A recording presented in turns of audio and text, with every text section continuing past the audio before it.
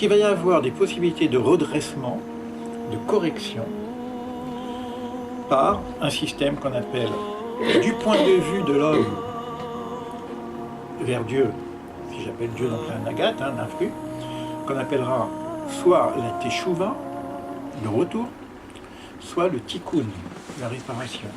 C'est-à-dire, je vais m'investir, j'ai pris conscience qu'il y a quelque chose qui ne fonctionne plus, donc je vais essayer de me soigner. C'est pareil pour une maladie, c'est pareil pour une psychologie, mais là, au niveau spirituel, j'ai quelque chose qui ne fonctionne pas, je suis dans le désordre. Et je vais essayer de trouver de l'ordre. Donc je vais me réorganiser. Et si ça ne fonctionne pas, si la personne ne prend pas conscience, on ne va pas le laisser vide. Qu'est-ce qui va se passer? Il va y avoir les épreuves. Malheureusement, c'est comme ça que ça passe. C'est que lorsqu'il y a des épreuves, lorsque c'est dur, on se réveille. Il va y avoir d'autres choses qui vont venir interférer à cette histoire-là. Je le dis maintenant parce qu'elle m'arrive maintenant, mais je sais que je vais le redire après, parce que ça fait partie des répétitions pédagogiques. C'est qu'au niveau du tikkun, ce n'est pas toujours un tikkun individuel. Parce qu'il y a un principe général d'amener la création, l'ensemble de l'humanité, à la plénitude. C'est pas simplement ma petite personne individuelle qui va être sauvée. Donc on va privilégier l'organisation globale par rapport à l'individualité. Et parmi les individus qui ont une certaine grandeur spirituelle, ceux-là peuvent porter sur eux une charge qui ne leur appartient pas. C'est ce qu'on appellera le sadique, le sage qui porte une souffrance, mais qui n'est pas sa souffrance parce qu'il a fait des fautes, ou fait le tikkun, des preuves, etc. Pas au niveau de son individualité. Il va prendre sur lui une charge qui est beaucoup plus globale par rapport à une responsabilité beaucoup plus globale. D'accord ? Ça s'appelle le tikkun klalit. C'est la différence qu'il va y avoir entre tikkun pratit et tikkun klalit. D'accord ? Donc il faut bien mettre ces notions, bien les comprendre pour qu'on puisse avancer. Tout cela, parce que la finalité des finalités, c'est que cette organisation provisoire, elle passe à un autre niveau où il n'y aurait plus la notion, le besoin du mal, dans le sens de, proprement dit, du mal, quoi. Et ça, ces notions-là, on va encore apprendre de nouvelles choses. J'ai l'impression de me répéter, mais c'est pas grave. Ça va être par des cycles. Il va y avoir des cycles. Et on va essayer de comprendre les cycles de l'organisation de l'humanité du point de vue de la Kabbale, de la tradition kabbalistique, qu'il y a un cycle. De la même façon que pour faire un enfant, il faut 9 mois, mais pour créer un monde, il faut 6 000 ans. 6 par rapport au 6 et 6 jours de la création. Chaque jour, c'est 1000 ans, donc 6 000 ans. On retrouvera le 9 de toute façon. Parce que finalement, on retrouvera le 9 parce que la finalité des finalités, c'est 10, donc on aura une gestation de 9000 ans. Mais le principe à notre niveau, c'est 6000 ans. Parce qu'à 6000 ans, il va y avoir un changement. On va basculer à un autre principe, que nous appelons, nous, monde messianique. Et après le monde messianique, il va y avoir autre chose, c'est-à-dire que résurrection des morts, et après, bon, etc. Il y a donc des étapes. 6000 ans, c'est Bilboul. Togo. La fin est difficile. La fin est difficile. Alors, on va parler de plusieurs cycles au niveau des années, des millénaires, et on va parler aussi de plusieurs cycles au niveau de la naissance de l'humanité, de la création. Et on va parler aussi de plusieurs cycles au niveau de la naissance d'un être humain. Tout ça pour nous dire que ça demande une grande connaissance, une grande sagesse, parce que c'est assez complexe. Alors, il nous dit encore, ici, On rentrera dans le détail de ces choses-là. Là, je vous ai donné vraiment d'une façon lecture transversale et générale. Et donc, on va reprendre tout ce que je viens de vous dire dans le détail pour que ça soit assez clair du point de vue de ce qu'on peut comprendre. Donc, il dit là, ce principe qui dépend de ses actions, c'est-à-dire de l'influx, comme il y a une force extérieure qui gère le monde. D'accord. Et l'autre principe qui vient de la réceptivité, de cette influence. Ok, c'est deux principes. Un, émanation, un, réceptivité. Maintenant, le principe d'émanation, il va aussi lui-même dépendre de deux fonctions que j'ai expliquées, la fonction de justice et la fonction de Yehud. Maintenant, quand c'est la fonction de justice et que les choses marchent bien, cette fonction de justice n'est qu'un faux semblant. C'est comme un homme qui corrige son fils par amour. C'est pas qu'il le punit dans le sens tu as fait du mal, je te rends du mal.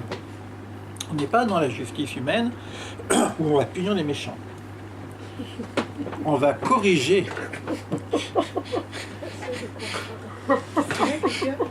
Elle a compris quelque chose. Parce qu'avec ses élèves à l'école. Oh putain, ben je suis aimée. Hein. Oh désolé. On va réguler. On va, si tu veux, ça passe par là, et évidemment ça fait mal. Mais on va nous donner une petite claque par ici pour dire oh là tu vas tomber dans un puits. Et on ne veut pas qu'on tombe dans le puits. Donc on va nous donner une claque. Des fois la claque elle est dure parce que si je suis très près du puits, ça peut faire mal. Donc on va nous aider par cette justice, par la régulation de l'influx qui serait ce qu'on appelle la Hashgacha. La Hashgacha, c'est la présence invisible de l'être invisible, divine qui gère le monde. L'Hashgacha, c'est comme ça. Tu prends ta voiture et puis tu rentres dans une voiture, on va dire Hashgacha pratique. Bon, Dieu m'a pris ma voiture plutôt que moi, quoi. Ça, c'est juste pour vous donner quelques signes. Mais l'Hashgacha, c'est une fonction qui régule. Parce qu'il y a un principe final. Et le monde ne peut pas ne pas aller à ce principe final. Il y a un projet divin, s'il y a un projet divin, on va y aboutir. Ce projet divin n'est que bon. Mais dans le chemin, donc il va y avoir des régulations. Mais quand il y a une action du point de vue de la Hashgacha, c'est toujours une régulation. Donc c'est toujours un principe d'amour. C'est une surveillance. Comme si quelqu'un veille sur nous. C'est comme une surveillance. Mais la surveillance, elle nous donne des coups. Oui. Mais c'est comme il dit, ces coups, c'est comme les coups, en tout cas la correction d'un père qui le fait pour son fils par amour, et non pas pour le disqualifier, pour l'enfermer dans une prison, dans un cachot. Mais quand la souffrance, elle est très longue, on va parler de ça. Ouais. Le problème, il est là. Là, ce que je vous dis, c'est quand tout fonctionne bien. Ouais. Quand ça dure, alors quand ça dure, c'est ça.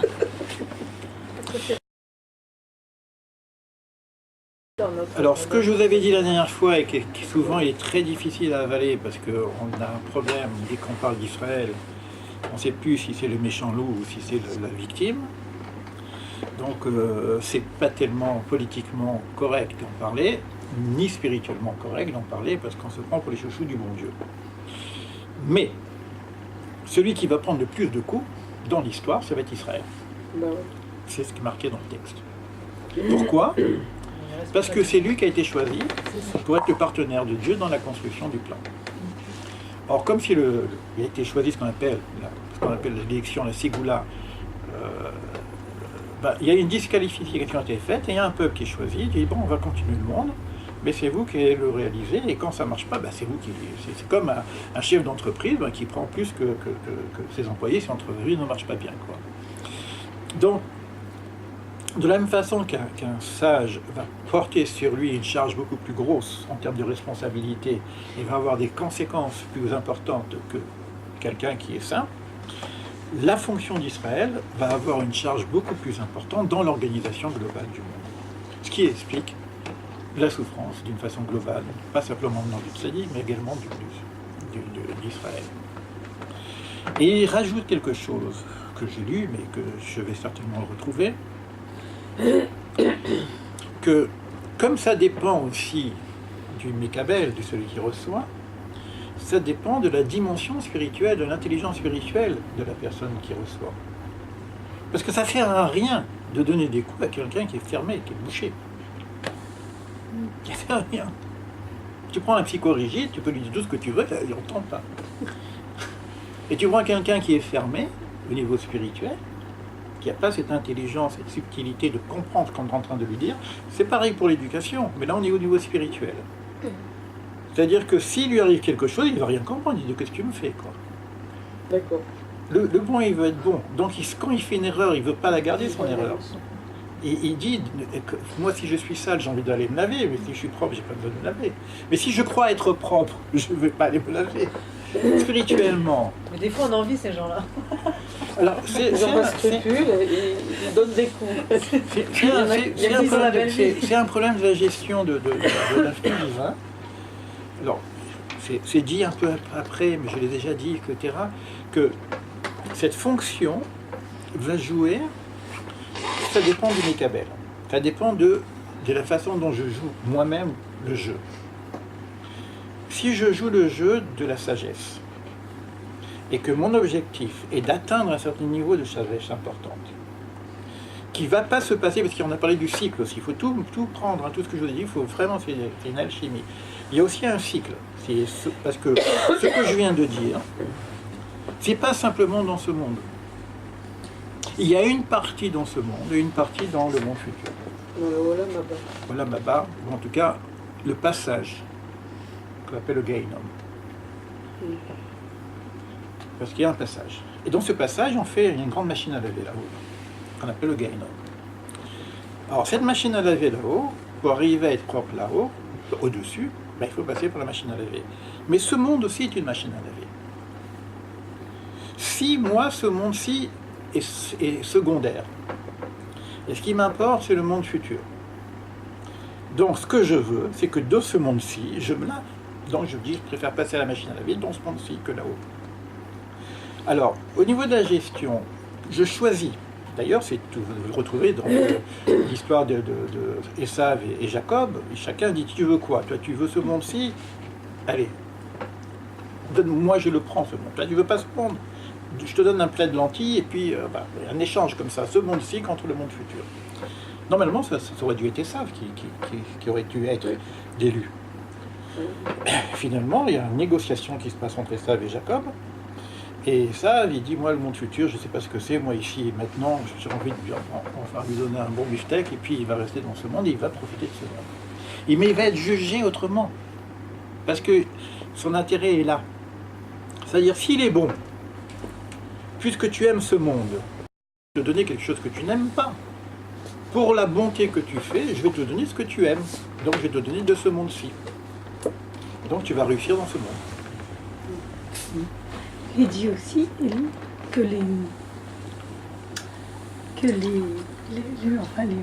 ceux qui sont dans le rachat, en fait, on paye leur mitzvot dans ce monde-ci. C'est ce que je suis en train de dire. Voilà. Et qu'après... C'est ce que je suis en train de dire. Ouais, c'est ça. C'est-à-dire qu'on reçoit sur la tête dans ce monde. C'est ce que je suis en train de dire. Olam Haba, Ce que je suis en train de dire, je veux dire que celui qui a, on appelle ça la gestion du minute, du petit. C'est-à-dire que si mon organisation, ma petite portion, c'est des erreurs, c'est du mal. Donc on va gérer le mal qu'il y a en moi. Donc on va me nettoyer le mal. Donc je ne vais pas recevoir la récompense du bien que je fais, puisque l'essentiel pour moi, c'est beaucoup plus haut. Mais je ne vais pas monter avec ce mal. Donc dans ce monde-ci, ce monde-ci va être ma machine à laver. Donc je vais recevoir dans ce monde-ci des épreuves qui ne viennent pas, qui viennent des erreurs que j'ai pu faire dans mon monde. Si maintenant, la petite partie, c'est pas du mal, c'est du bien. Comme on gère selon la petite partie, on va gérer le bien de cette partie. Mais ce bien, comme cette personne a dit c'est ça que je veux, eh ben on va lui donner sa récompense de ce bien ici. Donc l'influx divin, il va gérer donc sur plusieurs dimensions. Sur d'abord ce que je désire comme bien pour moi, sur cette notion de ce monde-ci, le monde futur, et d'autres choses qui vont venir se rajouter. On va voir comment les choses... Mais déjà, il faut comprendre ces premiers niveaux de base qui nous disent